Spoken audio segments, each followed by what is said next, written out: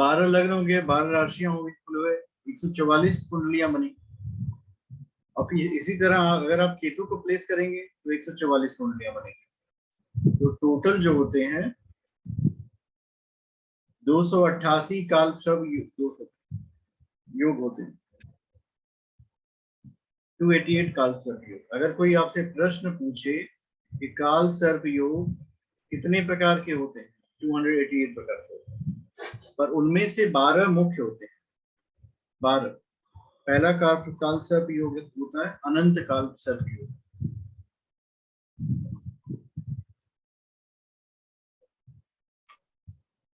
इसमें होता क्या है अनंत काल सर्प योग में, राहु जो है यहाँ होगा और केतु यहाँ होगा, आमने सामने लग्न में होंगे।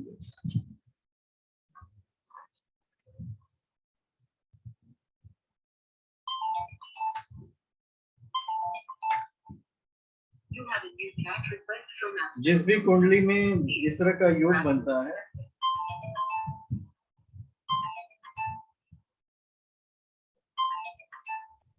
देखिए अभी अभी किसी ने कुंडली शेयर,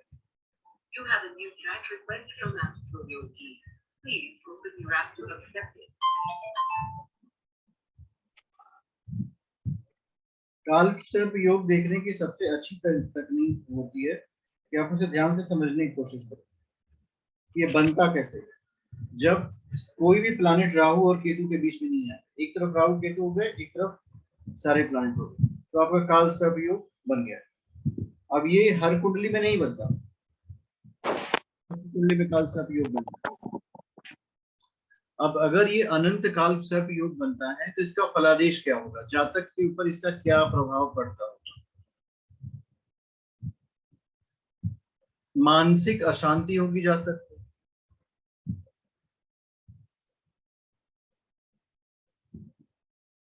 ये तो एक फलादेश हो गया समझ लीजिए। कोई कुंडली आप अनंत काल सर्प योग को कैसे बताया सर? राहु लग्न में, अनंत काल सर्प, राहु जो है लग्न में हो जाए और केतु सप्तम में।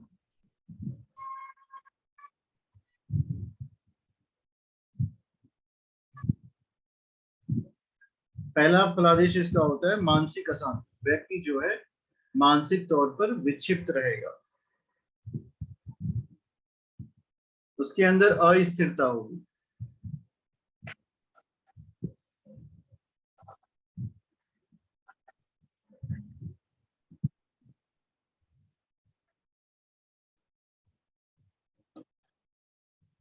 स्थिरता का अभाव।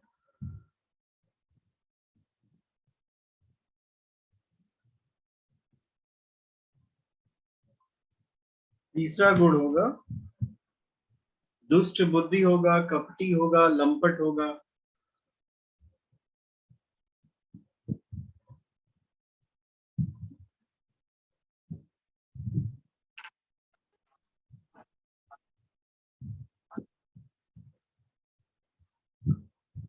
ये सारे गुण आएंगे। और सबसे बड़ा प्रॉब्लम इसको होगी, वैवाहिक जीवन इसका दुखी होगा।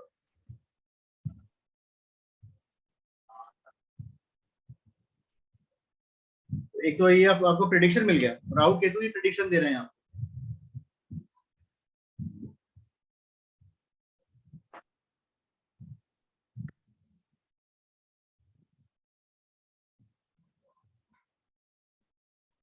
सर ये कंडीशन जब भी तो लागू होगी जब राहु केतु के बीच में ग्रह आएंगे। जब काल सर्प योग केतु तो सप्तम, ऐसे नहीं कि लग्न में राहु आया तो केतु आया प्रेडिक्शन कर दिया। हाँ क्योंकि केतु तो 7वें भाव में आके वो प्रॉब्लम तो क्रिएट करेगा ही करेगा। हाँ लेकिन वो उतना प्रॉब्लम नहीं करेगा जितना काल सर्प वाले को करेगा। तो सर एक सेकंड आपसे ये पूछना था, जैसे राहु पहले भाव में केतु यहाँ पे, तो इसके पहले से लेके 6 भाव तक के बीच में अगर कोई ग्रह आते हैं तभी तो बनता है ना वो? कोई ग्रह नहीं आएंगे, सारे ग्रह आ जाएंगे। जितने आपके ग्रह हैं सब यहाँ से यहाँ तक आ सारे जाएंगे। ग्रह, सारे ग्रह आ जाएंगे, कोई इस तरफ नहीं जाएगा। मतलब इस तरह कुछ नहीं होगा, इधर ही आएंगे। हाँ सब खाली हो जाएगा। अभी हम कुंडली बना के हाँ अच्छा थोड़ा आप दिखा बता दीजिए। जाइएगा मत आप लोग, अभी 40 मिनट की। अब ये हो गया। अब एक बात समझनी है कि ये कुंडलियां बनती कैसे, किस तरह है। अब सपोज कर लो इसी को हमको भरना हो, हमको काल सर्प दोष दिखाना है, काल सर्प योग की कुंडली बनानी है।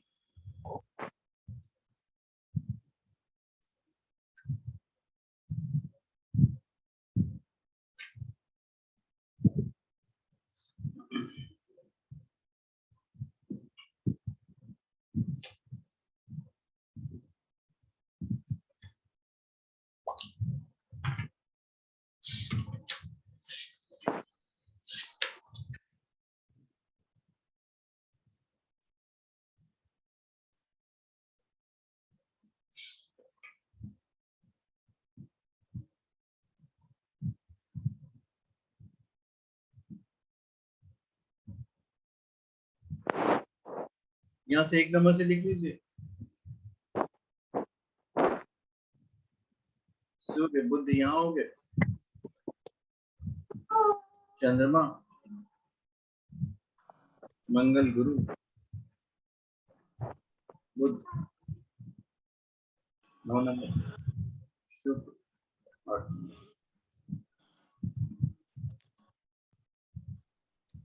अब इसको चेक करिए, इसमें क्या बन रहा है कि नहीं बन रहा। यहाँ पे राहु है, यहाँ पे केतु है, तो सारे प्लैनेट तो एक ही तरफ आ गए। हाँ बन रहा है सर। बन रहा है, एक तरह से इम्बैलेंस क्रिएट होता है। इसको ऐसे भी ले सकते हैं कि इस दोष सर ये जो ऊपर वाली रो में 12 into 12 लिखा है आपने, वो क्या चीज है?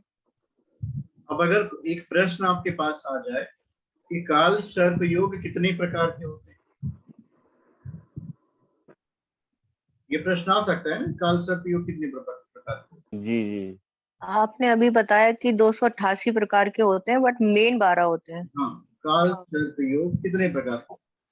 अभी इस प्रश्न का उत्तर कैसे मिलेगा? देखो हमारे पास होते हैं, एक कुंडली में राहु की 12 पोजीशन होगी और एक लग्न की 12 कुंडलियां बनती हैं, 144 ये हो गया।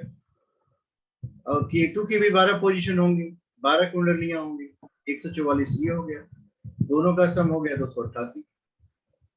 काल सर्प योग 288 तरह के होते हैं, लेकिन मुख्य जो है 12 होते हैं। एक बोझा कलम रख ले, चलो कैसे ये ना ना वो तो चला है, एक और बुल्लू देना चाहिए ना, एक कलर के कलम से पढ़ाए। सर हाँ बोलिए। एक व्हाट्सएप करी है मैंने, वो काल सर्प की कुंडली है एक, उसमें देखा था तो अभी काल सर्प दिखा था, तो मैंने आपको व्हाट्सएप करी, देखिएगा। किसकी कुंडली है ये? ये वाइफ की। प्रयोग वाइफ पे आपने राहु केतु। आपका जी वैवाहिक जीवन कैसा है?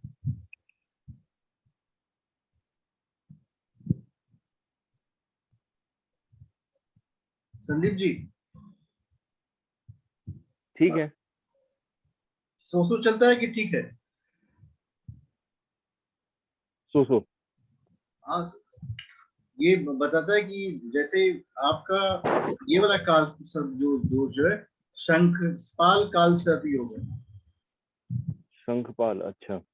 और इसका प्रिडिक्शन जो होता है, वाहन, माता और नौकरों से कोई ना कोई तकलीफ रहती है, नौकरी व्यवसाय में उतार चढ़ाव आते हैं, घाटा अधिक होता है, आर्थिक स्थिति खराब हो जाती है, विद्या अर्जन में भी बाधाएं आती है। अब एक बात हमेशा समझ लीजिएगा, ये मान लीजिए वाइफ आपकी अर्न नहीं कर रही है, तब यहाँ कोई ऐसा मतलब व्यवसाय नहीं आता कि नौकरी व्यवसाय में उतार चढ़ाव आएगा। जातक को कष्ट होता है, ये होता है, अचल अचल संपत्ति संबंधी अनेक कठिनाइयां खड़ी हो जाती है। कोई ना कोई आवाज नहीं आ रही है क्या मेरी? कोई संपत्ति का विवाद हो जाता है। आवाज रुक गई सर, एक सेकंड। कोई ना कोई संपत्ति का विवाद हो जाता है। दूसरा काल सभी हम लोग पढ़ते हैं दूसरी वाली कुंडली में। बीच में आपकी आवाज कट गई थी सर, क्या कह रहे थे? किसी दिन पर्सनल डिस्कस कर लीजिएगा, बिकॉज सारे लोग बैठे हैं, उनका समय हम लोग। हाँ, अच्छा। ठीक है।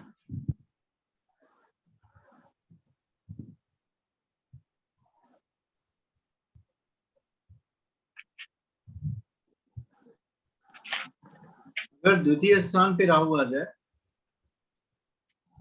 अष्टम में केतु जाएगा, ये जो काल सर्प योग होता है ये कुलिक काल सर्प योग है।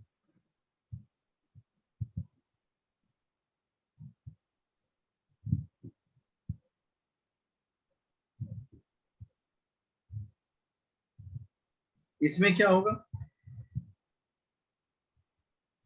जातक का स्वास्थ्य प्रभावित होता है, हेल्थ इश्यूज क्रिएट होते हैं।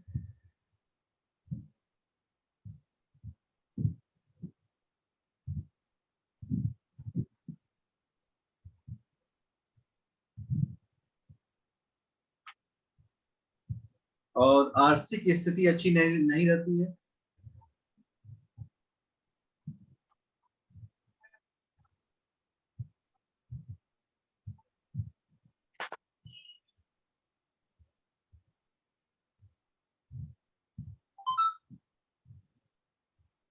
तीसरा का क्या होगा, जातक के साथ संघर्ष करना पड़ता है।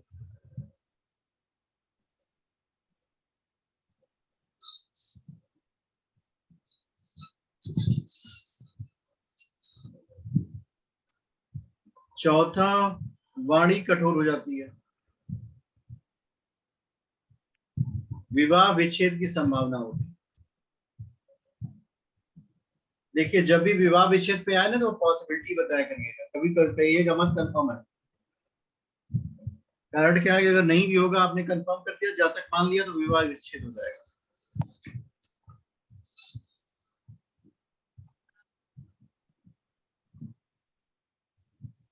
तीसरा है वासुकी काल सर्प योग।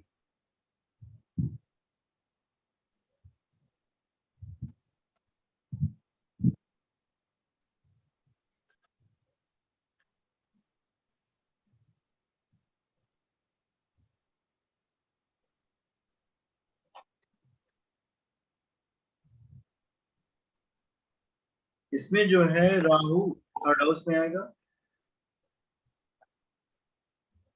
और केतु जो है नवम में जाएगा।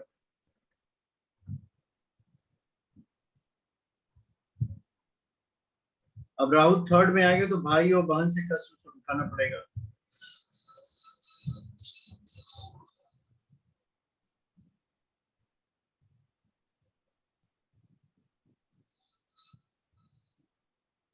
है सर कुसुमी, क्या हो गया, कुसुमी काल सर्प योग। वासुकी वासुकी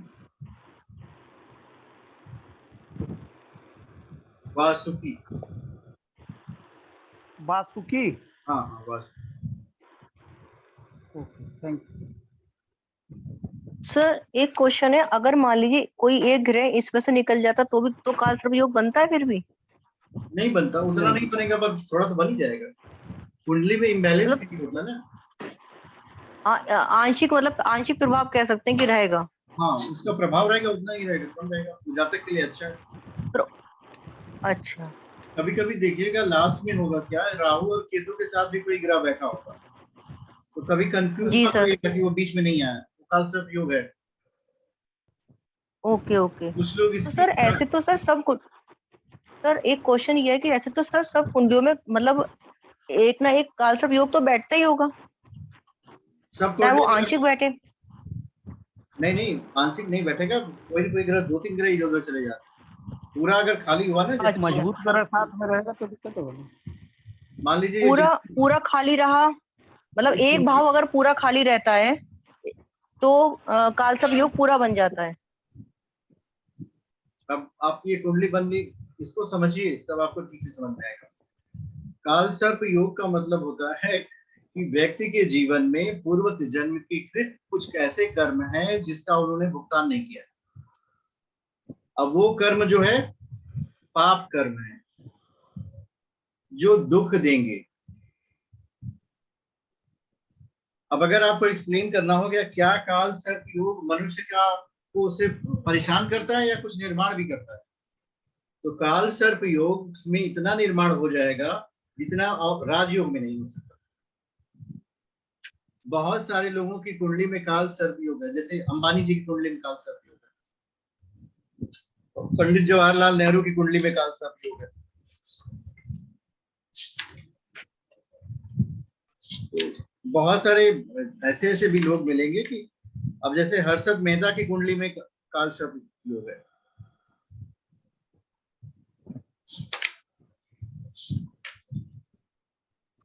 भारत के जो प्रधानमंत्री थे पंडित जवाहरलाल नेहरू, उनकी कुंडली आप लोगों ने देखी है? नहीं। नहीं सर। उनकी क्या था कुंडली, सर? उनकी कुंडली ये है। सर हमने एक कुंडली भेजी थी, क्या उसमें भी काल सर्प योग है? क्या हो गया? पंडित जवाहरलाल नेहरू की कुंडली में भी काल सर्प योग था।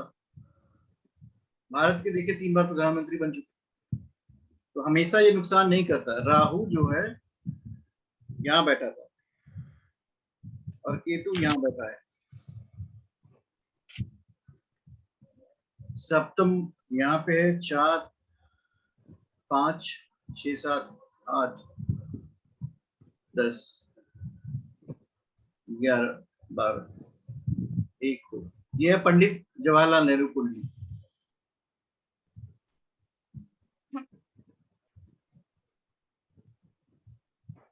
इनका जन्म हुआ था 14/11/1989 इलाहाबाद में,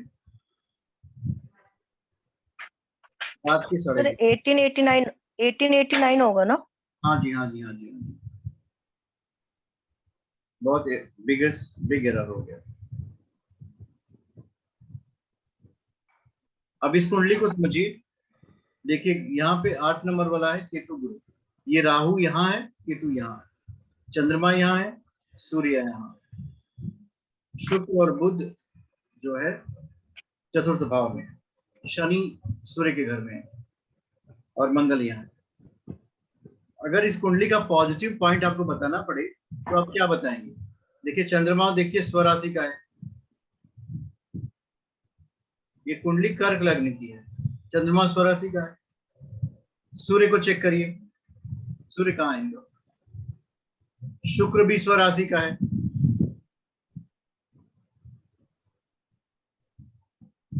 फिर राहु उच्च का है। अब एक बात इसमें समझिए, देखिए राहु 12वें में बैठा है और ये कौन सा काल सर्प योग बन रहा है, ये मैंने आपको पढ़ाया नहीं। जब राहु 12वें में आएगा तब किस तरह का काल सर्प योग बनेगा, इसे बोलते हैं शेषनाग काल सर्प। ये शेषनाग काल सर्प योग है। सूर्य 8 में है। हाँ जी, सूर्य यहाँ है, छठे घर में। हाँ वही वही जी जी, छठे घर में वही।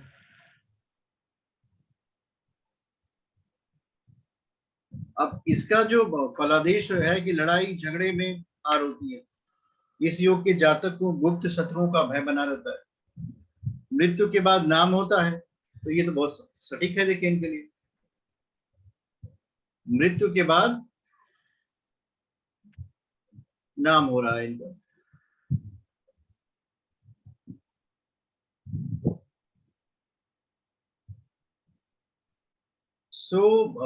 काल सर्प जो योग होते हैं वो हमेशा नुकसान नहीं करते। मोरारजी देसाई भी हमारे प्राइम मिनिस्टर थे, उनकी भी कुंडली में काल सर्प योग है। चंद्रशेखर सिंह जी, उनकी भी कुंडली में काल सर्प योग है। हमेशा यह याद रखिएगा कि कभी भी काल सर्प योग जो है व्यक्ति को सिर्फ घाटे में नहीं फायदे में रखता है। मुरारी बापू जी की कुंडली में भी काल सर्प योग है। किसी नए व्यक्ति को जानते हैं जिनकी कुंडली में काल सर्प योग है?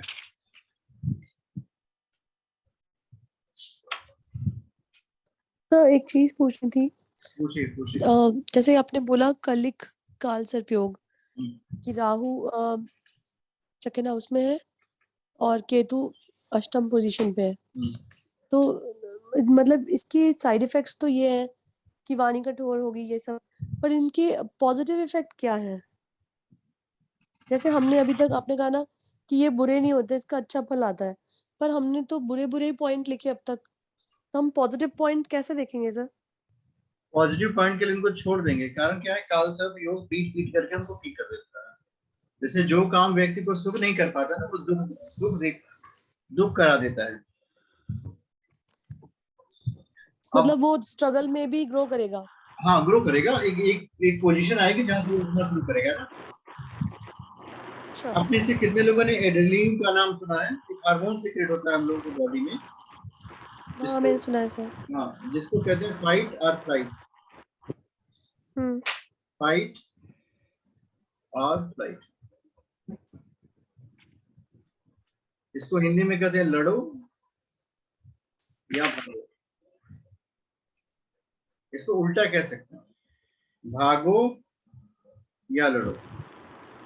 जैसे मनुष्य के जीवन में जब एक ऐसी स्थिति आ जाए, जैसे आपको शेर को छोड़िए, सांप दौड़ा हो रहा हो, बंदर दौड़ा रहा हो, तो आप भागेंगे। पर एक पोजीशन आ जाए जहाँ कोई रास्ता नहीं है, मान लीजिए वॉल आ जाए, तो आप क्या करेंगे? आप हमला करेंगे। उस समय आपकी बॉडी में एक हार्मोन निकलता है एड्रेनलिन। ठीक उसी तरह काल सर्प योग में भी होता है कि वो जातक को इतना परेशान कर लेता है कि उस परेशानियों के नाम से उसके जीवन में कुछ कुछ घटित नहीं होता।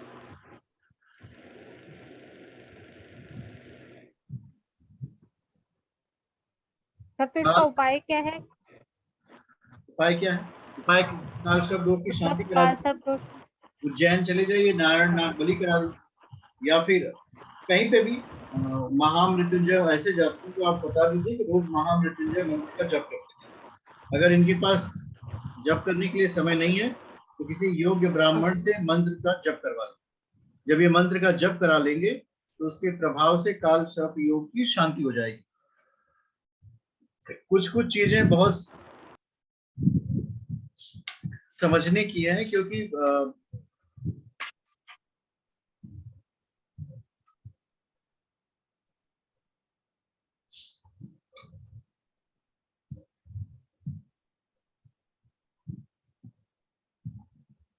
राहु केतु से भी बहुत सारे योग बनते हैं।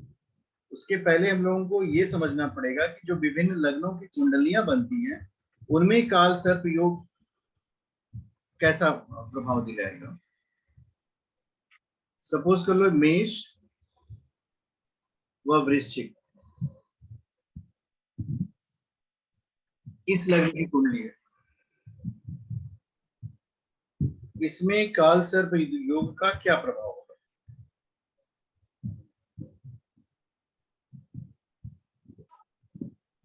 इनका जीवन हमेशा अशांत रहता है।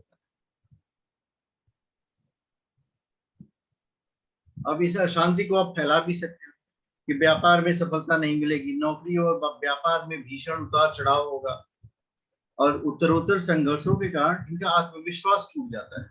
अगर मेष और वृश्चिक लग्न की कुंडली में कोई सा भी काल सर्प योग बना।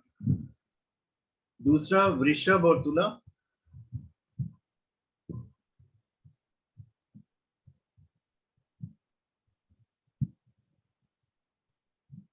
ये जो कुंडलियां हैं, ऐसा जातक जो है रोजगार के विषय में चिंतित होगा।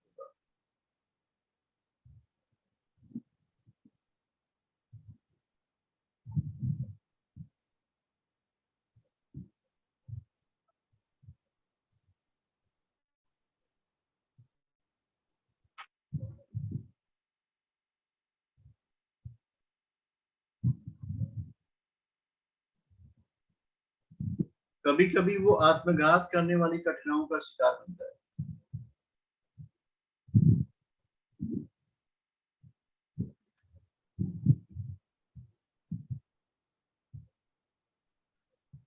तीसरा, मिथुन और कन्या में,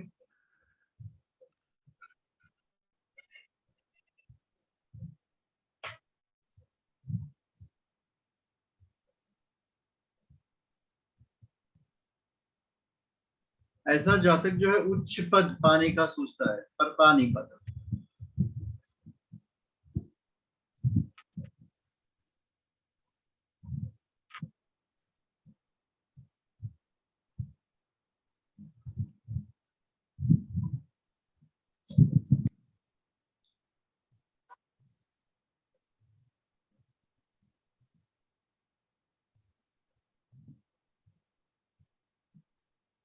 कर्क लग्न की अगर कुंडली में बने,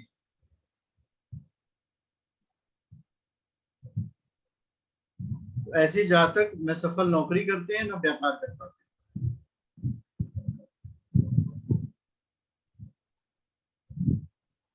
ये दोनों नहीं कर पाते, और इनमें एक साथ कई काम करने की प्रवृत्ति होती है।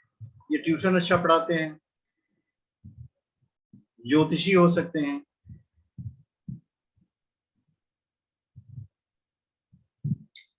इनको मान और प्रतिष्ठा बहुत मिलती है। अगर इनके पास धन चाहिए तो इनको दान जरूर करना चाहिए।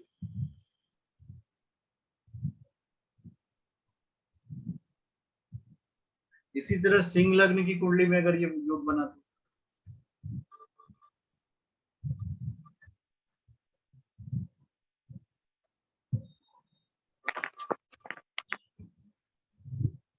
इनको व्यापार में तेजी से लाभ मिलेगा,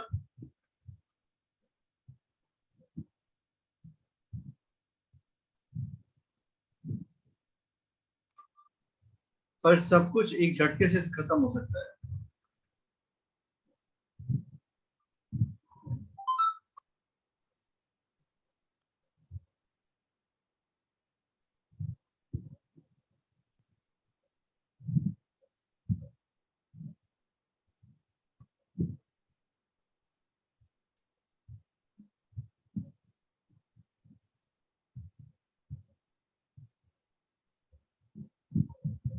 तो आज के लिए इतना ही। बाकी की 4 राशियों के लिए हम लोग अगली कक्षा में पढ़ेंगे।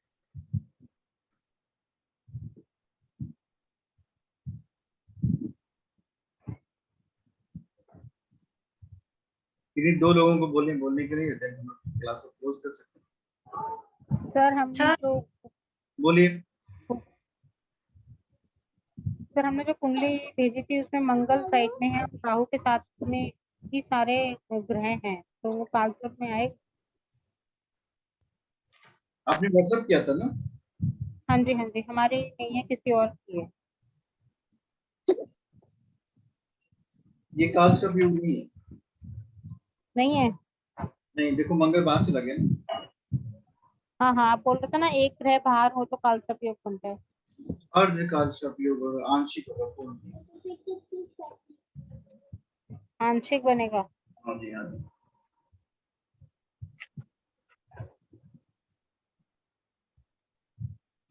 सर बोलिए। तो नुकसान सारे वही रहेंगे जैसे वो कालसर्प योग में होते हैं। हाँ जी।